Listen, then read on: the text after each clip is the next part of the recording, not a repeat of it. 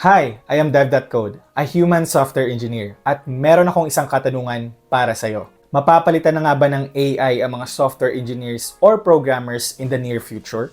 Over the past few days, ang dami kong kakilalang programmers at software engineers na nagpapanik at sobrang stress dahil lamang sa isang AI na to na kung tawagin ay Devin.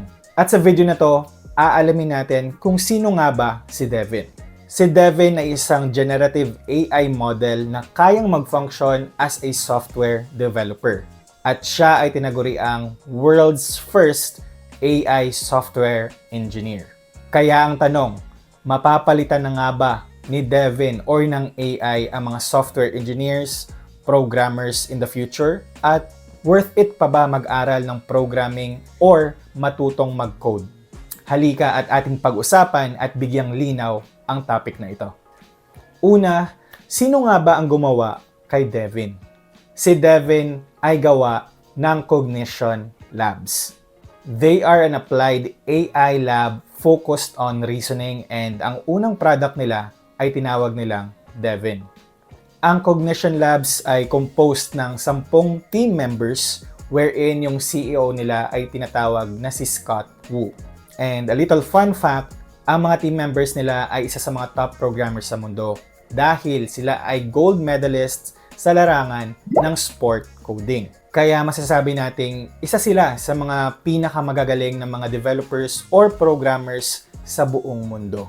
At sa puntong ito, kailangan din nating alamin kung ano nga ba ang kakayahan o kayang gawin ni Devin pagdating sa software engineering. So, in the next slides, ipipresent ko sa inyo kung ano yung makakaya at magagawa ni Devin bilang AI software engineer. Una sa ating listahan, si Devin ay may kakayahang matuto ng unfamiliar technologies. Sa aking example na ipapakita ay binigyan lamang si Devin ng isang blog post, meaning isang URL na kung saan kanyang pupuntahan at kanyang aaralin. Sa specific na example na ito ay mag-generate ng image ang user na merong text sa gitna. So parang naka-embed yung text sa image na yon. At ginawa ito ni Devin nang walang kahirap-hirap.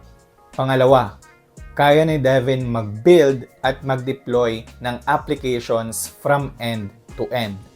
This means na kaya niyang simulan ang development process at i-deploy ang kanyang application na nagawa. So you can start from coding, bug fixing, and then deployment.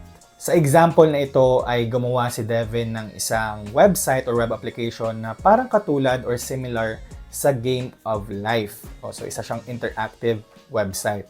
Pagkatapos niyang gawin ang website na ito, ay kanya ding i-deploy sa tinatawag na Netlify, isang popular na hosting site wherein pag na-host mo na doon ay pwede mo na siyang i-share or ma-access na makaibigan mo gamit lamang yung internet. Pangatlo, si Devin ay may kakayahang maghanap at mag-ayos ng bugs sa iyong codebase. Ang gagawin mo lang ay bibigyan mo lang si Devin ng access sa inyong codebase or sa inyong repository at kaya nilang i-identify yung mga bugs sa code na yon or sa application na yon. At take note, kaya niya ring i-enhance at ayusin yung bugs na nakita niya. Sa example na ito ay merong isang open source na programming book na ginagawa ang isang software developer or engineer from the Cognition team at binigyan nilang ng access dito si Devin at meron ng inayos at na-identify na bugs para enhance si Devin sa kanyang ginawang open source application. So makita niyo yung video na yon sa link na ito. Hindi lang yon yung kayang gawin ni Devin. Ito pa ang isa sa pinakamalulupet na kanyang ginawa. Alam nyo ba na si Devin ay kumuha ng totoong trabaho galing sa Upwork? Yes, yung pinaka-famous na pinagkukuha na ng trabaho ng mga freelancers, doon mismo nag-demo ang Cognition team at kumuha sila ng sample job. Sa demo na to or sa example na to ay dinebug ni Devin ang isang computer vision model para sa isang road damage detection na system. So, kayang i-debug ng Devin or ni Devin ang code base nila. So may mga inayos siya na code and may mga pinalitan siya, may mga na-remove siya sa code base na yon. At yung ending, nakapag-generate si Devin ng tamang result, ng tamang image kung saan na-detect na yung damage doon sa isang road or sa isang daan. Tapos hindi lang yon, nag-generate din siya ng report para malaman ng user kung tama ba ang pagkakagamit or kung ano yung mga steps na kailangan nilang gawin para makuha yung result na iyon. And take note guys, all of this, yes, all of those examples can be done with just a prompt. That is how powerful AI technology is nowadays. Ngayon na alam mo na kung anong kakayahan ni Devin, mapapaisip ka talaga kung mapapalitan na nga ba yung mga software engineers, programmers, or di kaya worth it pa ba mag-aral ng coding or programming sa ngayon, di ba? Pero bago tayo mag-conclude at gumawa ng scenario sa utak natin or kung ano yung mangyayari or kung ipipredict man natin yung future, atin munang himayin kung ano nga ba yung positive and negative side ng innovation na ito. Number one that I can think of or naisip ko is a lot of people could lose their jobs because of this AI technology. Imagine this, yung AI kaya niyang mag-code, kaya niyang mag-program 24/7. That's why they describe it as tireless. Hindi napapagod ang AI. So isa yon sa malaking advantage kapag gumamit sila ng AI technology.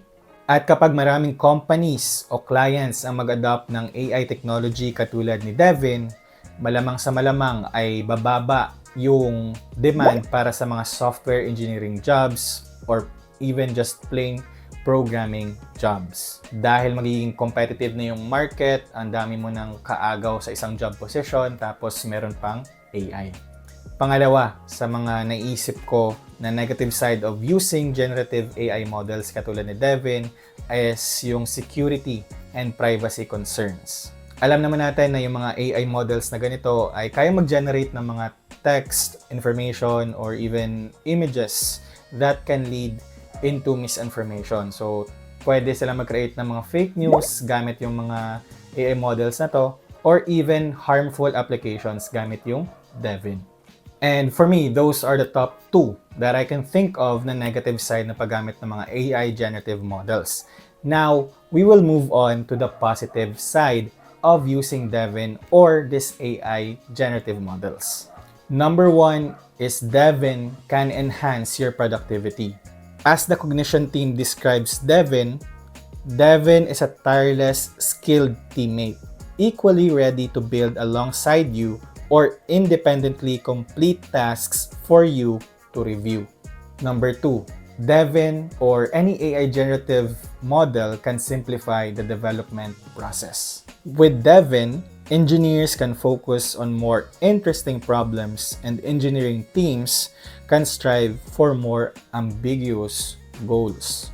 Ibig sabihin, pwede mong ipagawa yung mga boring or kayang i-automate na tasks sa Devin or sa mga generative AI models katulad ni ChatGPT para makapag-focus ka lalo in the critical side of development. That could be architecture, that could be security. So, that is how Devin can simplify or any AI generative models can simplify the development process. And lastly, Devin is a forefront of innovation in the AI side of things. So this could result into a much more or brighter future. Kasi dahil dito, magko-continue na mag-grow at advance ang AI technology and there will be a new era of innovation and collaboration between people and this kind of technology. At para sagutin ang paulit-ulit nating tanong na kung mapapalitan nga ba ng AI ang mga software engineers, my answer will be no. But, take note of this but. No for now. Bakit? Kasi sobrang bilis magbago ng technology, sobrang bilis mag-advance ng mga AI technologies and we will not know kung kailan sila magiging katalino tulad ng isang tao or ng isang human. And knowing that, I will give you tips on how to stay relevant now and in the future. Para hindi ka ma-replace ng AI, ang una mong gawin ay alamin mo at intindihin mo kung ano nga ba yung isang AI. Sa ngayon ay kailangan na meron kang alam at kailangan mong i-analyze kung ano yung magiging impact ng AI sa ating industry at sa ibang industry na din. Kailangan mo ring intindihin kung paano ito gumagana at kung paano ito gamitin. Pangalawa, focus on skills that cannot be automated. AI is best suited for jobs na pwedeng i-automate, katulad ng data entry, basic customer service, at analysis. Para maiwasan mo na ma-replace ng AI ay kailangan mong i-identify kung ano yung mga transferable skills. Isang halimbawa nito ay yung leadership skill, critical thinking, yung decision making, and yung communication skill mo. So mag-focus ka doon, maghanap ka ng mga courses na pwede kang mag-improve sa mga areas na yon kasi those kind of skills are hard to automate. Number 3, embrace lifelong learning. Palagi kang mag-upskill kasi upskilling is an ongoing process of lifelong learning. So kahit estudyante ka or developer na meron ng experience sa industry, ugaliin pa rin na mag-aral. Aralin mo yung language na ginagamit mo ngayon sa trabaho or ginagamit mo sa school, o di kaya maghanap ka ng hobby tapos gumamit ka ng ibang language para mahasa yung skill mo sa language na yon at baka dumating yung panahon na kailanganin mo. Next ay pwede kang umattend ng mga seminars or webinars para makapag-network at syempre matuto na rin ng mga topics na related doon sa software development or doon sa kabuang tech na side. And you must take note na the more you learn, the more you adapt and grow with AI. And my last tip for you, my friend, is to seek strategic collaboration with AI. Do not treat AI as an enemy. Instead, treat it as a friend.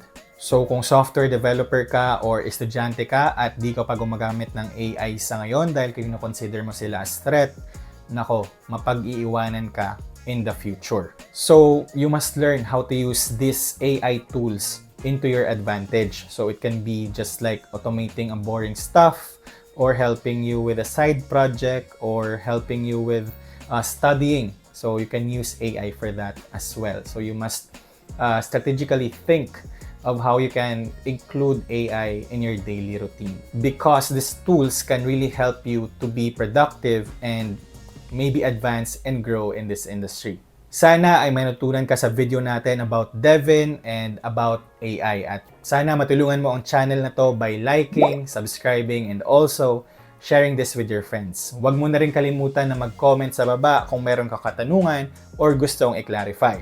Again, this is Dev.Code, a human software engineer, and thank you for watching.